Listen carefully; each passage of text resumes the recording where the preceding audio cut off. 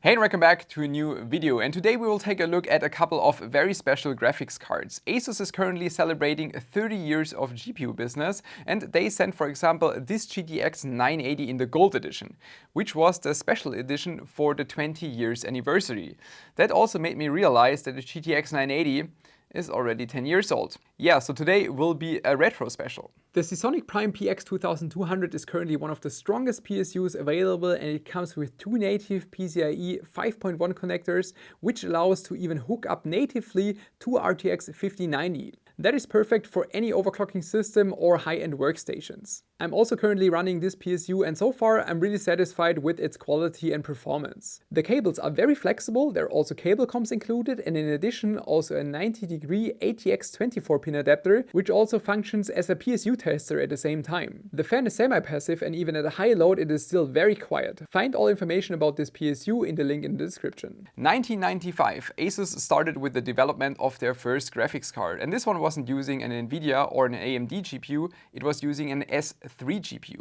And that's quite interesting for me because it was the same card that I was using, not from ASUS, but with the same GPU, an S3 Verge. That was sitting in the PC of my parents, and that was the first PC I was basically using for gaming. And in those past 30 years, a lot of things happened and also changed. If you just go like 10 or 20 years back and compare the performance and especially the power consumption, you can see a crazy development. So both performance and especially power consumption kept increasing and increasing, which led to some very crazy designs, especially when it comes to cooling solutions. For example, this ASUS Poseidon, which is a hybrid cooling solution card. We can see that there's this fan in the center and a typical air cooler underneath. But if you tilt it to the side, then you can see we have two G1/4 thread connectors that allow to hook this up in a custom water cooling loop. And this is a GTX 770 that was released in 2013. The bigger version of this was the GTX 780 that was using two fans, and they kept the Poseidon series until the GTX 1080 Ti. But the focus of the cooling solution was still mainly on the air cooler, so you had this vapor chamber in the center, but then like a U-shape pipe that was going around it for the water cooling. But this hybrid design is probably also the reason why they didn't continue with this series, because it's a trade-off for both sides. So even for the air cooler it's a trade-off, and also for obviously the water cooling. It's not a real water cooler where the water would flow directly over the GPU. It's just the U-shape that goes around it. So typically you had about 20 degrees Celsius lower temperatures running the water cooling, so it was a big improvement, but it still couldn't be on the same level as a normal water cooler. And at the same time, the air cooling was most of the time not as good as a standard or like at that time top of the line air cooler. So yeah, it's a trade-off, a hybrid, and I guess that's why they didn't continue making these. One of my all-time favorite graphics cards ever made is the first ASUS Mars. And we will definitely cover this in a dedicated video, but there's some stuff I already want to show or talk about in this video. The first ASUS Mars was released in 2009. And it was also called GTX 295, which was kind of wrong, kind of misleading, but in a positive way. Because the original GTX 295 was a much slower card. The original 295 was featuring two GTX 275 GPUs. It was available first in a dual PCB version, and then later on with a single PCB version, so you would have a left and right GTX 275 GPUs. And the special thing about the ASUS Mars was the GPUs that were being used, because this wasn't using the 275 GPU, but a 285 GPU. So it should probably have been called the GTX 285 X2, but then it would have sounded slower than the 295, which would be kind of weird. So that was the really special thing about this card, and also that it was using much more memory.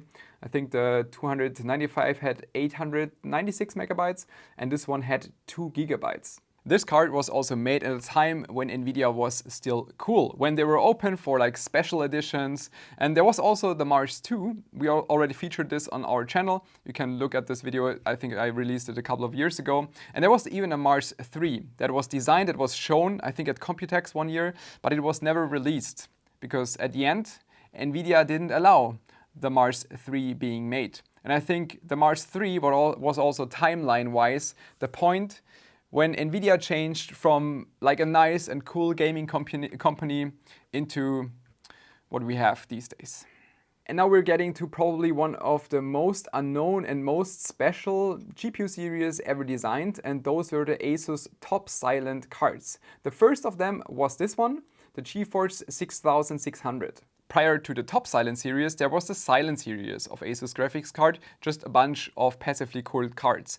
And as you know, in an ATX spec system, then you have the card sitting in a system like this, and the heatsink is sitting underneath. Basically, if it's a passive cooled card, blocking the airflow or the convection through the PCB. And that's why ASUS thought with the Top Silent series, all right, we just flip things around. That's why, yeah, that's the front side. You're looking at the back plate on the front side. Just a couple of capacitors and some voltage supply on the right, but that's it for the entire front side. If you flip it around, you will find a huge copper heat pipe solution, a passive heatsink with one U-shaped heat pipe included. And underneath this, you will find the GPU and the memory. In a normal orientation in your system, it means that the convection just works much better, with the hot air just being able to go up without the PCB interfering in between.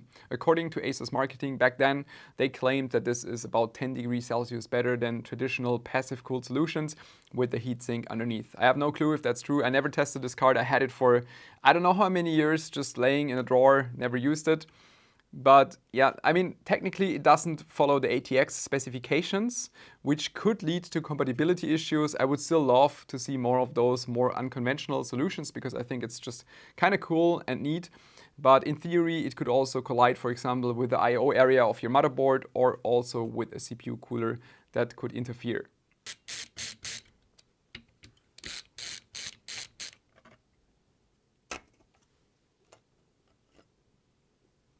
And that's why this card just looks so wrong once you remove the heatsink with the GPU and the memory just sitting on the backside. I'm not sure if other like reverse style graphics cards were ever made. I know that ASUS made a couple, like a 7600 GT, I think. But apart from that, I'm not sure if somebody else ever made this kind of reverse design. In the past 30 years, ASUS definitely had a wild range of special cards, also quite interesting innovations. And I'm curious to see where this is going. And I have mixed feelings about the future, but we will see. And I hope you enjoyed this small retro video about a couple of special cards. Thanks for tuning in. See you next time. Bye bye.